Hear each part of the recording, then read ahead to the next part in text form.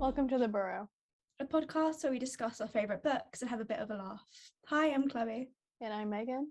I use any pronouns, and I'm from Canada. I use she, her pronouns, and I'm from the UK. So, how are we today? How are we feeling? I'm doing good.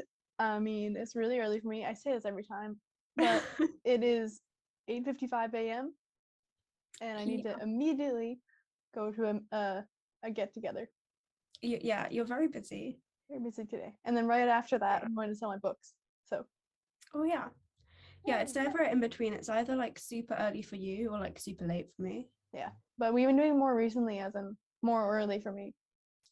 Sorry. No, it's okay. It gives us more time, honestly, I think. Oh, yeah. We're very busy because it's the second episode this week we've recorded. I'm very proud of us. And I have like no time ever.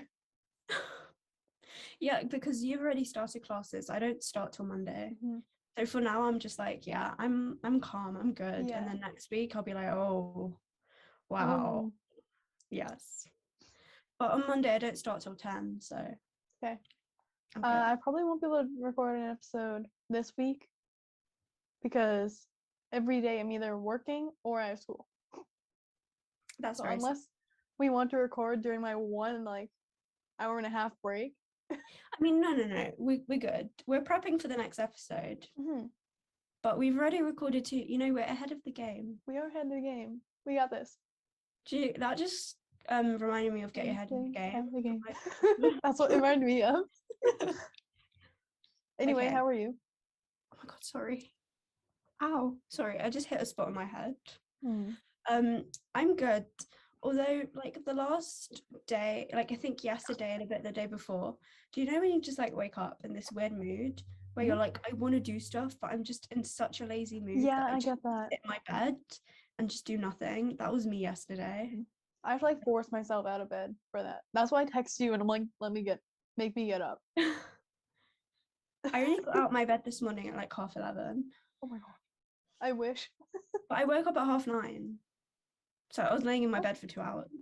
Nice. I mean, sometimes you just need a bit of self-care, you know? Yeah, exactly. I'm trying to... Oh, sorry.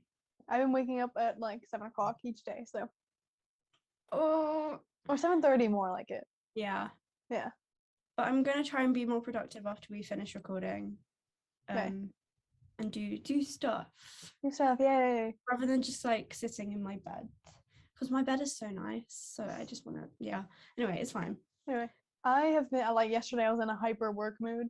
And then I got stopped because we wanted to get food. And I was just like, I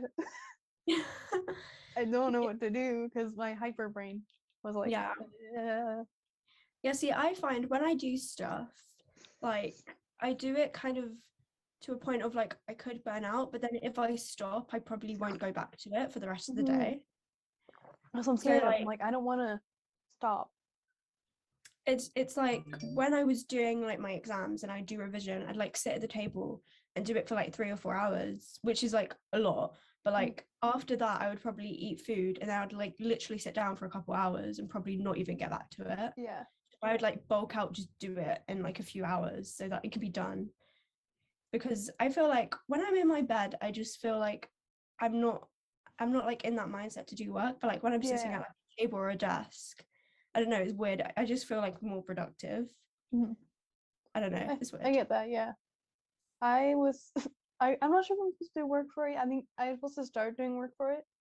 In my stage management class, we're building a binder for all of our labs and all of our stuff that'll help us in the future with stage management classes. For a play, it's based, like, the whole thing is based on, like, I don't know how to explain it. Like, basically as if you were a stage manager, you need like all the notes and everything. Stuff. You have the script, you have and the person, like the cue sheet and like every sheet, like the design, like the costumes and production and schedule, like all schedules and stuff. So, but I left it at school. Oh no. So, and I could go back, honestly. I could go back honestly today and get it. Oh, could you? The school's open. I think it's open on Saturdays. Oh, okay. So I can go sell the book, go back to university, get my binder, head back home. Oh my god. You're very busy. It will be amazing. Anyway. Okay. Oh yeah, we have a Canada UK discourse, don't we? Yeah, we only have one for today, I believe. Which we didn't find out till we talked this morning. Yeah, it was I was making context. I was making a fried egg sandwich with cheese. Ooh. And I call it an element, which is Wait, say that again. Sorry. Element? Yeah, but you said it differently. Element? I don't know. I use an element. What? I've just never heard it that way because when the first thing I think when I hear element is the periodic table in science because that's what. That makes sense. Yeah. So like, I'm just curious, why is it called an element? I don't know. Don't ask me. Literally, when you first said the element isn't working, I thought you were talking about like air or fire or something. No, I was like, okay. I don't know why we call it that, but we do. If you don't know what I'm referring to, elements like, okay, you have a stove, right? You know what I'm talking about, Chloe, because I showed you a photo. It's basically a hob. Hob or I don't know what other words are. I don't know what else. It's the thing you put your like pot or pan on that heats up the your pot or pan. Yeah. Yeah, so I would just be interested to know. Wait, is that just a Canadian thing? Or is it like I don't know actually. I would just be interested to know what people call that thing. We can do a poll on Instagram. Yeah. Oh yeah, it's also being referred to as a oven top burner or a stove element. Yeah, burners are another word for them.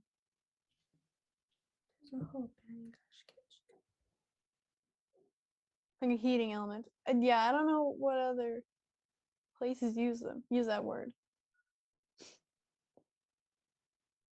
I think Americans call it just a stove. I don't think because I might call it a burner. Because I know the stove is like the whole top of it. It's not just like the individual things on it. But I think Americans call it the stove. Okay. Yeah, I don't know. Anyway. Yeah. So yeah, that's the argument. What you call that? You're calling it a hob. Which I don't know what to say to that. That's just a word. I don't know where it came from. But it could be the same for an element, so. Okay. We can agree to disagree. We can. This is what happens every single time. We're like, we don't want to agree on one. Or it's like, agree to disagree. You can agree though, with some of these situations, one word is better than the other one. I'm not talking about this situation. You always think it's better than the other. No. You always do. You're like, I don't care about your opinion. No, because I'm not talking about right now, but some differences between not even like Canadian, like American, whatever. The other word, it just seems a bit silly to call it that because it doesn't make sense. Mm-hmm. And I know you think that about some of the words I have as well. Not always, no. Some. So today's topic isn't like a normal topic. This is like another one-off episode, like the one we did on gender identity. But this one we decided to do on parasocial relationships because it's kind of like starting to like get more increased and intense over COVID because people have been inside their houses a lot. So we thought it'd be a good idea to talk about it. I think especially with social media, it's gotten like a lot as well. Yeah. I feel like it's one of those things that like if someone says parasocial relationships, I don't think people know what it is. But like when you explain what it is, they're like, oh, okay, no, I do know what it is. Yeah. And it was a thing like before COVID, of course. Yeah. But it was more like, well, in the 2010s, it was definitely there because of social media and stuff. Yeah. On YouTube and all those things. But I think I was searching it up before that, it was mostly like TV stars and stuff like that. Like you'd I think it's different when you feel that way towards a character Yeah. versus like the actual actor or celebrity. Yeah, because the character isn't real. They're just like a person who the author or creator, whoever it is, has like made up. Yeah, And exactly. I feel like it's not weird to, I mean, it's not weird to relate to actors, but No. with characters, it's not that weird because you're finding yourself in the character, and then it might help you with like whatever journey you're going on or whatever. But with actors, there's like a boundary. With characters, I don't really think there is a boundary. Yeah. They're not a real person with real feelings, so like it doesn't really matter that much. No. But with like, obviously it's not just actors, it's like musicians, actors, All kind of like, you know, people in media. Yeah, just like anyone, I guess, with a higher status. Yeah. People who have a following, sort of thing. But they are real people. Yeah. And they have real feelings, and yeah, some people don't have boundaries when it comes to stuff like a lot of people don't have boundaries. But I kind of did a bit of this in A-level psychology because we did a unit on relationships. And to be honest, it was really interesting because before, like, you knew about it and you're like, that's so weird. Like, why are people doing that? And then you kind of delve into it and you're like, okay, I understand why people are like clinging onto these celebrities because of like their family life. Because obviously you don't know what's going on behind closed doors.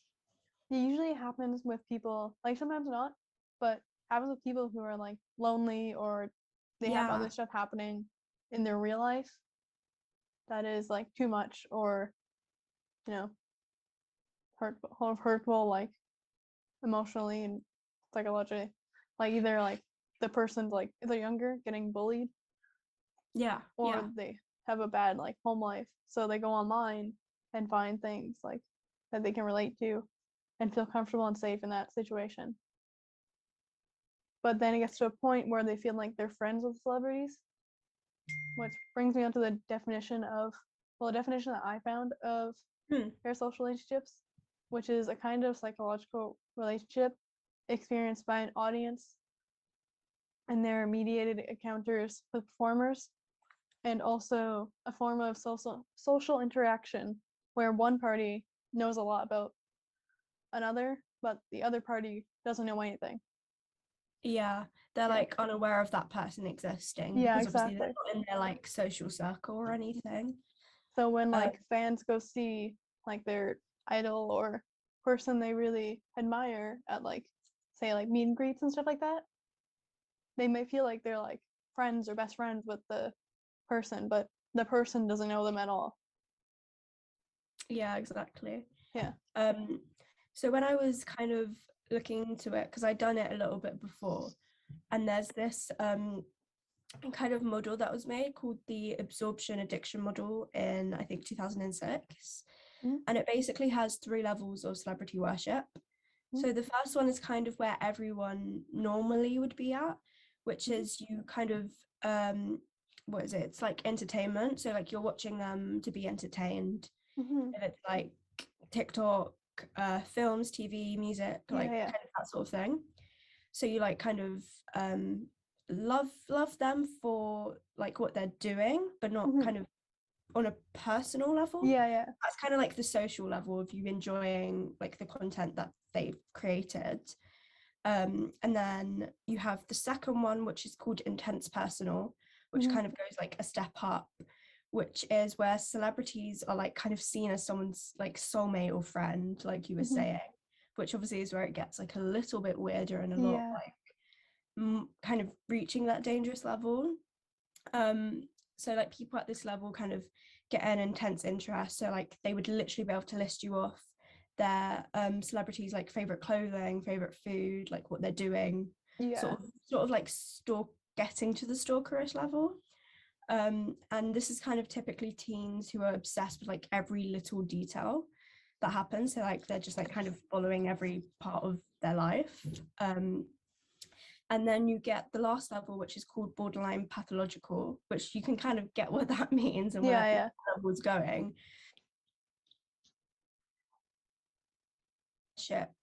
kind of to compensate for stuff that has gone wrong in their own life. Mm-hmm. So like if they don't have a good relationship with their parents or with like kind of anyone in their life, they kind of cling on to that sort of thing. And it kind of allow that attachment they've kind of created for themselves with the celebrity kind of allows themselves to kind of feel happy with themselves. Mm-hmm. But yeah, that level is kind of, I feel like, the stalker, like really dangerous. But I feel like for both of them really dangerous. Mm-hmm. But yeah, that model is like really interesting because you kind of see how it progresses from like normal, I'm enjoying what they're doing, to like really high, like following everything that they're doing, to like a kind of like weird toxic sort of thing. Yeah. And I feel like a really good example of a book that is like good to read about to understand parasocial relationships a lot more is I Was Born for This by Alice Oseman. It's a great, like, it really is a great example to show because it shows both the fan side and the like musician side of it. Because Angel, one of the main characters, she is a fan of a band called The Ark. But it does get to a point where she feels like she's like really close friends with them because she knows a lot about them.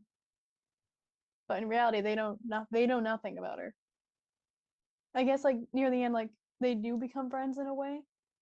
They do become friends because of stuff that happens. But like it make like a lot of things that happen with fans and interactions with the Ark makes the Ark feel uncomfortable. Like the fans like stalking them or harassing them for like photos and stuff like that. Because they don't acknowledge them as a person, or they just think of them as a friend. Yeah, I still need to read that book, but I think it's a good one.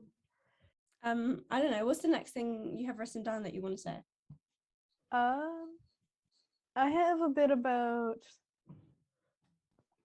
what do I have? Oh, I've been about like the age, like who it's really common amongst. Because I searched it up, like I went on like a few websites and I watched 2 videos about this. It's mostly like it's really common, they're saying, within like younger people, like teens and adolescents. Yeah. I guess because I don't know, like when you're older, you have a lot more stuff to focus on most of the time. And when you're younger, I don't want to say you're more like on social media, but social media does have like a big influence on kids. Yeah, it does. Like I know social media had an influence on me. Like from I'd say like my early years, definitely not as much.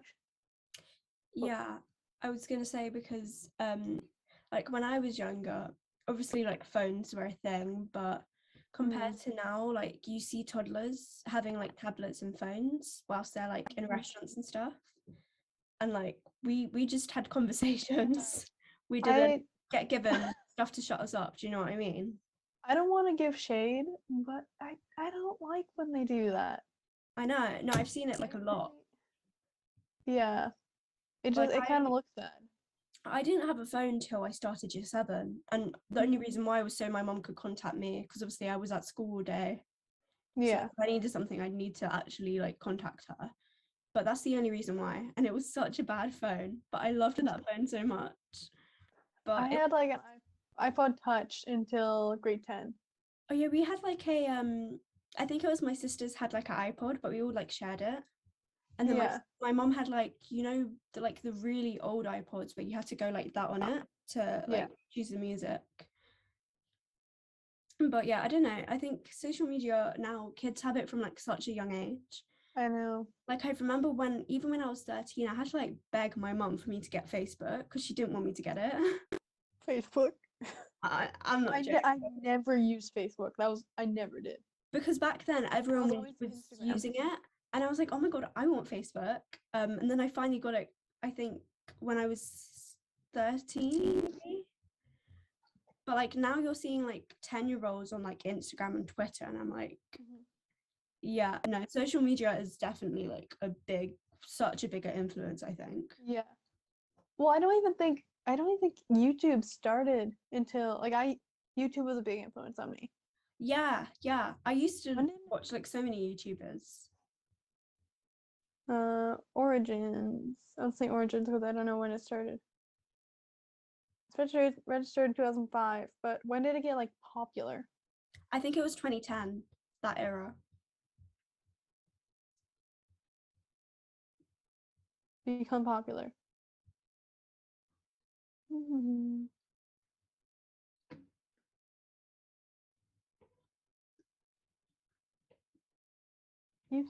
Yeah, became more mainstream around like 2009 to like Yeah, 2010. because I remember that was like around about when like Zoe and Joe, Yeah. all those British ones were about. Because the other day, I saw this like clip from an interview Joe was doing, and he was saying how I can't remember, he might still be on YouTube, but how his audience has like changed so much, because obviously back then those audience members have now grown up kind of like our age range and a little bit older. So obviously he's not going to do the same stuff because that's not going to attract like the same audience. So I think, yeah, back then YouTube was like a lot different.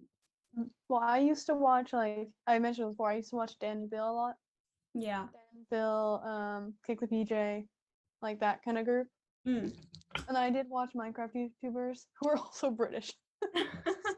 I love watched Stampy and Squishy and Ballistic Squid, Oh, who are all British Minecraft YouTubers. that's so funny. But yeah, a lot of my like younger days were influenced by YouTube because that's what got this is a bit cringe, but I didn't want to become like a Minecraft YouTuber because I watched so much of it Yeah. as a kid, and I didn't want to become a YouTuber, and here I am now making. Welcome back to our YouTube channel. I'm joking. Yeah. Always come around. That's why we have so many people our age doing like TikToks or making YouTube channels. I feel like Yeah.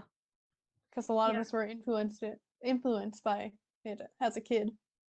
Like I was talking the other day with like Hannah and Mia about, I don't know if you saw it, about I think it was about, someone was asking me my opinion on influencers with like a really young following promoting plastic surgery and stuff.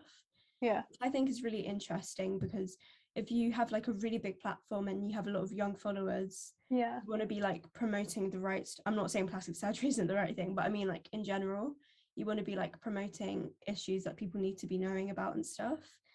Especially if like you have really young people from like, I don't know, like 12, 13. Yeah. So like I think it really like contributes to the way they might start to think, because obviously celebrities I feel like are put on a pedestal, so like if they say stuff, people immediately go, yeah, no, 100%, I believe that and I agree with them, when they might not, but just because they respect them, they're like, oh, okay, yeah, they're saying the right thing, which they might not actually be saying the right thing. Yeah, like young adolescents are very easily swayed into thinking a certain way, and I feel like it's kind of funny. A lot of the like, I don't know, since like my influence was like British media, like a lot of British YouTubers. Also, okay, so a lot of them were also queer. Were they? Well, Dan and Phil are both gay. Yeah. Um, yeah, so that's two of them, and they were like the major two that I watched. Squishy ended up coming out as non-binary and bisexual during COVID. So I make sense, I guess. How funny. That's really funny. I'm not British though, but you were like you're like my best friend. Oh, And you're British. I wish I felt the same way about you. I'm joking. Ouch. Rude. I'm joking. I like Canadians. They're cool. Yeah, but you weren't like influenced by Canadian. No. No, absolutely not. To be Anyways, fair, we're kind of going off topic. I know, I'm sorry. One more thing. I can't really tell people are Canadians until they say they are. Yeah, we're very well, it depends. Like If if you you go more like east, we have a more like thicker accent. yeah. But like, take Finn Wolfhard. Can you tell he's Canadian? Like from your perspective? A little bit, Okay. but not much. He does seem pretty American. But also, he did spend a lot of time in America because of Stranger Things. Yeah. Oh, sorry, that was my COVID. So a lot of his, like, as I say, he was influenced a lot by American culture because he kind of grew up there with Stranger Things. Yeah, that's like the thing I was saying the other day to someone about Millie. Everyone was like, oh my God, she's losing her accent. And I'm like, you can still hear she's British, but you hear the like American twangs because when she started the show, she was like 11 Really young. and Yeah. she's grown up. I think she lives in America now. Like she's surrounded by it. So like, of course your accent is going to change. Well, yeah, obviously. There was a YouTuber, I forgot his name, but he was from America and then he moved to the UK. And he started slowly having kind of like a British accent. I would never let that happen to me. I don't want to have an American accent. That's absolutely fair. Anyways, we should stop getting off topic. Sorry. Okay, I have something to say. Yeah. That is related. So there's this kind of famous psychology guy called Bowlby who has done like quite a lot of theories. So he has this attachment theory, which is like in terms with parasocial relationships, those who didn't form like a strong bond with their primary caregiver, so like say their mum, their dad, or like who basically raised them, if they didn't form like a strong connection or a bond with them, then as adults they're kind of still struggling and still desperate to find that attachment, which shows that parasocial relationships could still happen when you're an adult, because if you haven't like formed that attachment and you don't easily make friends and stuff like that, then you're kind of more likely to kind of like attach onto a celebrity, because like you see them, like you admire them, and then you kind of find out more about them, and then you slowly kind of form that attachment, like, oh my God, I know all about them, I'm their best friend and all of that sort of thing. You're really not. And So gets like, to a point where people will ask like for like the person's like address, talk about things like asking about their like sexuality or gender, because they feel like since they're friends they should be allowed to know, but they really don't. That's like the whole like Kit situation, because people were like questioning his sexuality and trying to get him to say it, which he doesn't have to. All that recent like Twitter stuff, which is why I also thought that this topic would have been kind of relevant-ish, because of the stuff that has been, not only to him, like it happens like all the time, but because it happened like I think fairly recently, within the last few weeks, I think. It's kind of a bit sad. Anyway, I want to go over a bit on like live streaming, like on Twitch. I know you probably don't watch Twitch too much. No, I don't. But it's become like Twitch has become one of like the major media watching sites, I guess you could say. Yeah. And also it's very I can't say that, I don't know the words. Very big for parasocial relationships, because it's kind of more of a personal connection you have with a person, because you are called, mostly you're in the chat and you can say things that the streamer can see. I can see if you're in a case where it's like a smaller streamer, then the streamer will notice your comments more easier and have more of a conversation. So like sorry it's all right. Like it gets to a point where like sometimes the fans or the watchers, I'll say watchers, that sounds really weird, the viewers end up like sometimes like stalking, like they do stalk celebrities, or kind of start harassing them.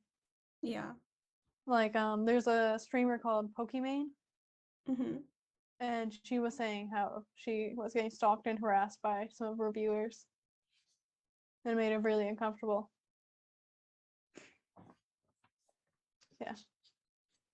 So sort of, is that kind of similar to like Instagram lives, in the sense that like you're watching them and you can interact with them?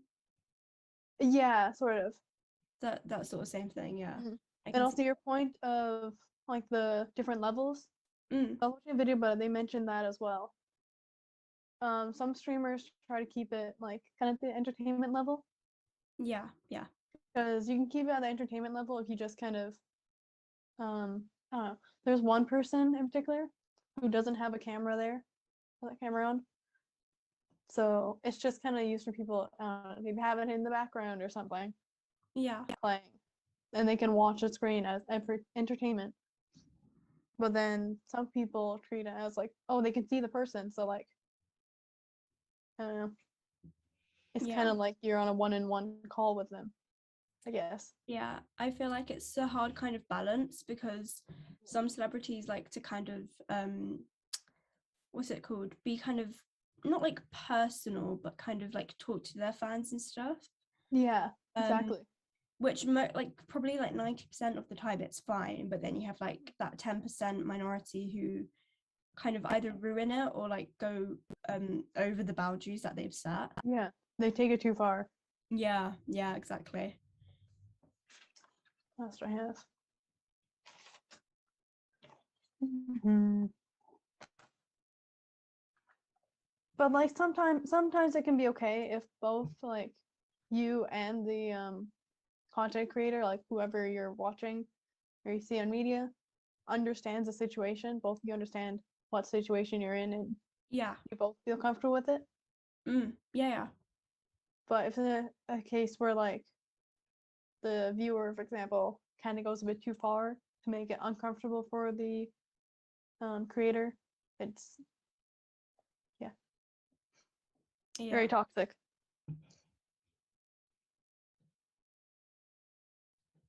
Yeah. I have a lot of notes. I have this findings from this study where like the participants were like basically stalkers, people who have stalked people. And 63% of them experienced a loss of like their primary caregiver in childhood. So obviously their mum, their dad, their like whoever was taking care of them. And then 50% experienced emotional and physical abuse. So like that really like shows that like if something kind of traumatic like happens in their childhood, if they lose like their parent or they like just never formed an attachment or a bond for some reason, then later in life they're more likely to go and find that like in a like really desperate kind of not really healthy way. So like not only is it kind of dangerous and not good for the celebrity but also the person as well, because like they're not like in the right mindset or the right like emotional state, which I don't think I realized that much before, because whenever you see it you're like, oh my god, what are they doing? That's so weird. But like obviously there's a reason behind every single thing that someone does. Yeah, exactly. So it kind of like puts it in perspective a bit, I guess. Yeah, almost everything has a reason, so yeah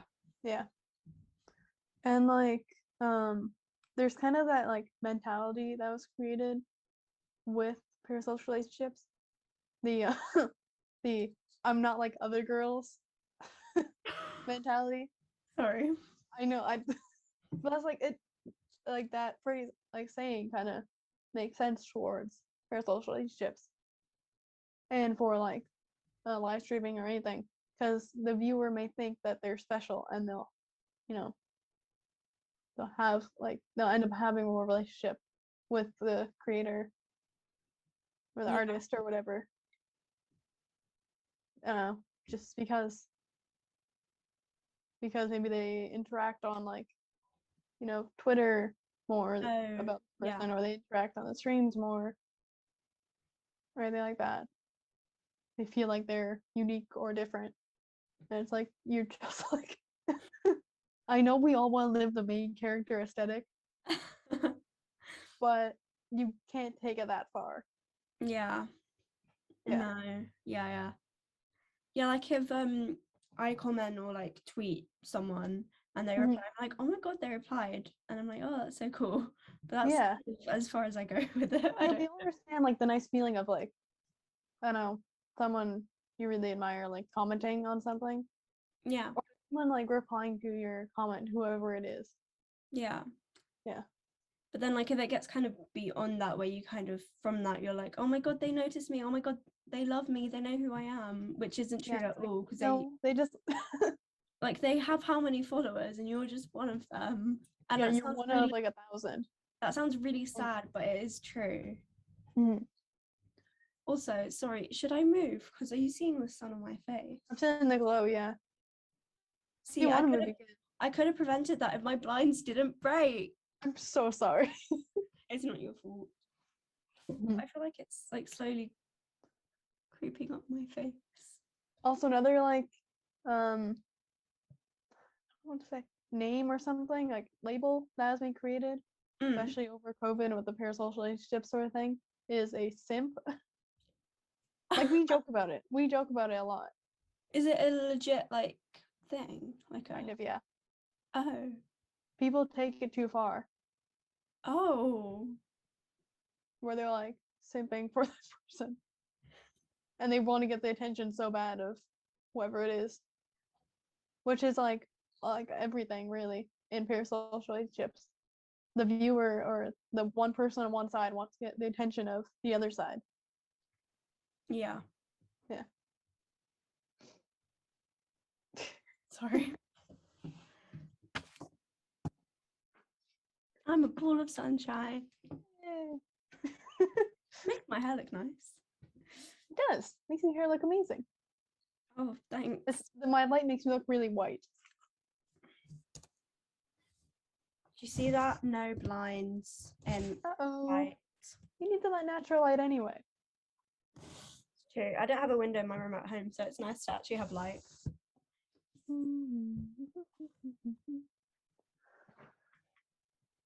What else do we have? Twitch.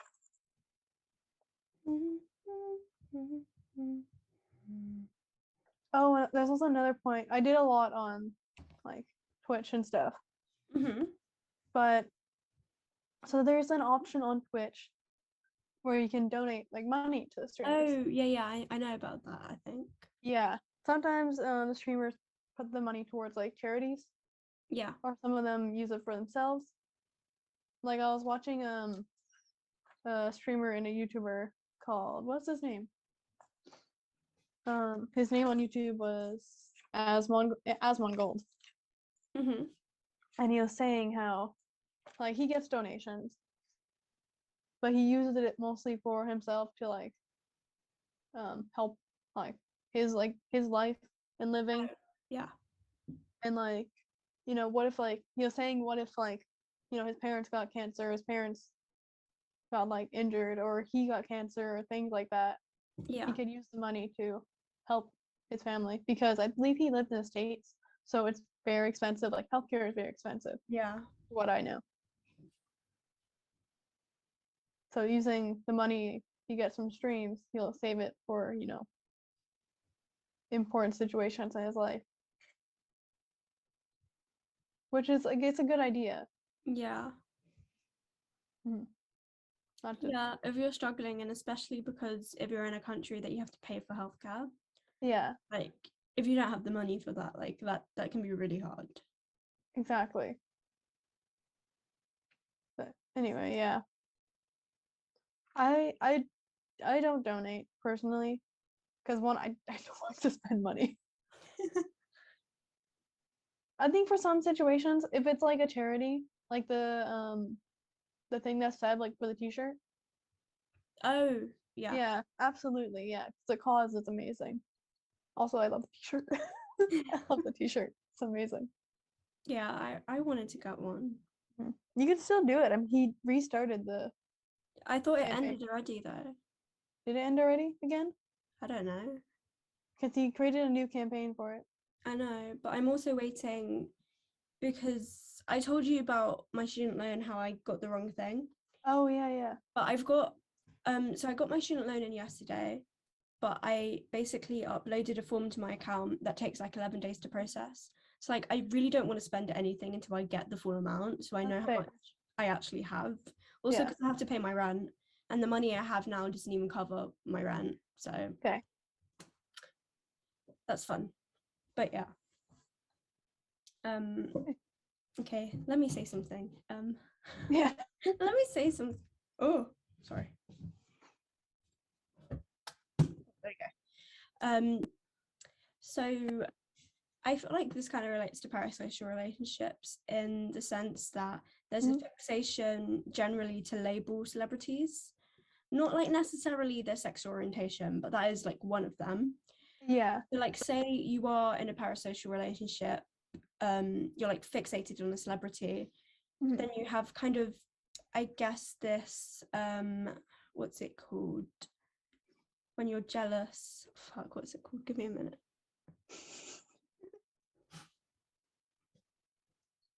Anyway, I can't remember what it's called.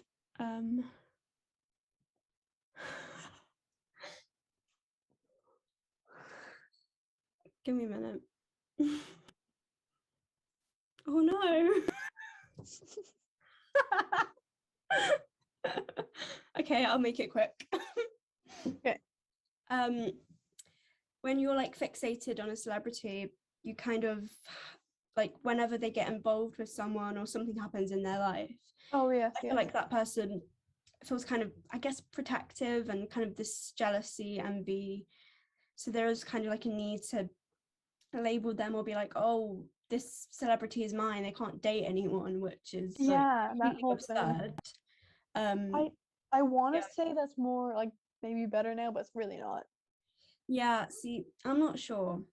I would say it is, but then when I look at stuff, I'm like, maybe not. I don't Yeah. know.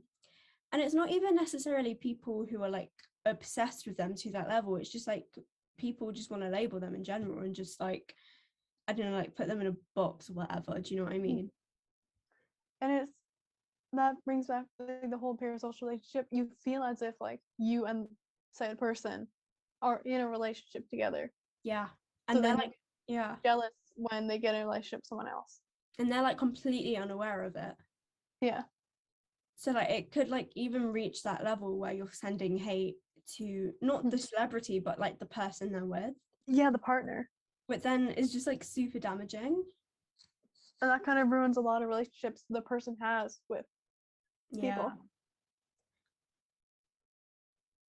Fixing my hair. Like what relationships? There's like plenty of things in I know like there's probably like loads and loads of examples, but I can't thousands. think of them right now. Yeah. I feel like in One Direction probably had something. Oh, 100%. yeah. Because they all fans really shipped like, you know, all of them. And then there was a whole thing on like Markiplier and Jacksepticeye because people shipped those two.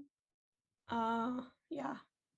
This isn't really exactly the same, but they got upset or jealous when one of them was said that they were dating someone else. They had like an actual partner. It was also Yeah. a thing, going back to that One Direction thing of like, I had heard so many people like writing fanfics. Yeah, there's fanfics like all over. See, fanfics are harmless if they're about fictional characters, like we talked about at the beginning, because it's just you want to kind of read more stuff about the characters you love, which is like, it's not damaging anyone. But if it's about real people, I think that's so weird and it really crosses a line. It's like, I think I saw something like fanfics about like Harry and Louis, or like two people in One Direction, whatever. Yeah. It's like them creating a romantic relationship between those two when they're real people, and it's just like really weird. Yeah. And then the person, like, obviously the celebrity will see it somewhere. Like, they go on social media, they will see it, they'll hear about it. They'll be tagged in it 100%. Yeah, 100%. And it's like, you have to think about what the celebrity will think of that. It probably most likely make them uncomfortable. They might laugh at it. It depends. Find it funny. Yeah, it depends on the person. Yeah, but I feel like often, like I said a little bit earlier, people put them on pedestals, like to the point where they're not really viewed as like people in like other people's minds. They're just viewed as like these, like, I don't know, like symbols or something. And I'm like, they are like people. They're just like you. Like Like, they are no just like basically they are just humans who have like kind of, I don't know, like rose to popularity because of their talent or something that they've yeah, done. Like they're not really that much different apart no. from just like the fame. I feel like And that's like, I won't lie, I have probably like kind of treated some of them like they're a higher like thing, like they probably weren't real. Like when I was younger, I probably did yeah. Yeah, no. with like some people, but not like I wouldn't say like I never got so far. Yeah. Yeah, but I always remember in the back of my mind that they are real people and they have their own lives. I know. What a shocker, right? I know, crazy. Also, we should probably end this conversation soon. I don't want to end it. It's amazing. I love talking about this kind of stuff. It's interesting. Yeah. So So we're gonna move into our like ending segments and stuff like that. mm-hmm. Um, we're not doing I know. about I was just not Harry like, Potter characters. I was like, Um, mm-hmm, mm-hmm. we're gonna move on to the book history. Are we? Yeah, yeah. Isn't it book history first? We we discussed this at the beginning. I thought we weren't doing any of them. I don't have anything written down. Oh, okay, that's cool. I want to actually. I want we don't you don't have a theater history, but I want to do a bit on theater history Yeah. because we're both theater like well, I'm a theater major, you do performing like arts major. Um, so I had to watch A Doll's House. Mm. A Doll's House. I watched So Many Times. It's such a good play. Um, and last year I watched the movie version and I read it. And this year I watched like a live version of it. Mm-hmm. And they had a revolving stage. And it's just I love revolving stages so much. They're Same. so cool. Pretty sure they had a revolving stage in Hamilton. Yes, yes, they did. Yeah, it's really interesting because how they had it in A Doll's House, like they had like a house like set up, like all the walls and everything. Oh, that's so cool. Yeah, and all the little in what's the word? Intricate. Intricate uh all those little details around the house, and they even made like some of like the couches and stuff like that like smaller. Like the Oh. bed in the bedroom was like a single bed and it was smaller to represent as show as like oh it's a doll's house. Like yeah. Oh, I love that. And then when they changed scenes, they just moved the revolving stage. So it's just really cool. Yeah, Want to talk about that? you love to see it. Anyway. So thanks for kind of joining us on this little discussion. Feel Mhm. free to comment or message us about your thoughts on this, or if there's any Yeah. other like kind of topics you'd like us to talk about. Mhm. In our next episode, we're going back to books and we're going to be talking about Aristotle and Dante discover the secrets of the universe. I'm so excited. And then after that, we're going to do the Yeah. sequel to it. Yeah. Yeah. Which has recently been made into an indie film, which was just Yeah. shown at Toronto Film Festival. I'm so excited to watch it. That it gets like distributed I hope so. into like the like whole public viewing sort of thing. I really hope so, honestly. Yeah, I've been wanting to do it for a while because I have Mm. so many thoughts on it. But yeah, Yeah. that's very exciting.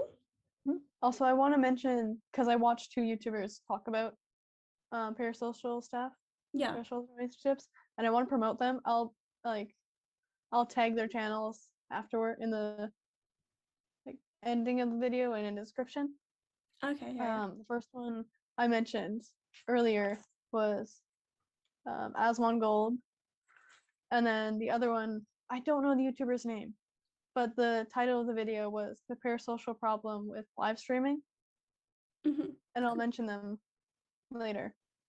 And I'll also like show the link to the YouTube video. So if you want to watch it, you can and learn more. Yeah. Cool. Yeah. And remember, guys, celebrities are people. No, I'm joking. Yes, exactly. Celebrities are people, and they're not just tokens or, Yeah. characters online that you can fantasize about. Yeah. No, Yeah. you said it perfectly. Yeah. So You can contact us through our email and our social medias, which is our email is the.burrowpod, and you can see our social medias on Instagram, TikTok, Twitter. I guess all. Yeah. Technically, we do have a Tumblr, but we don't use it. So. Oh yeah, we do, but we're hardly on there. I don't think a lot of people use Tumblr. It's a niche thing. No, not anymore. Yeah. Okay. Cool. So, bye everyone.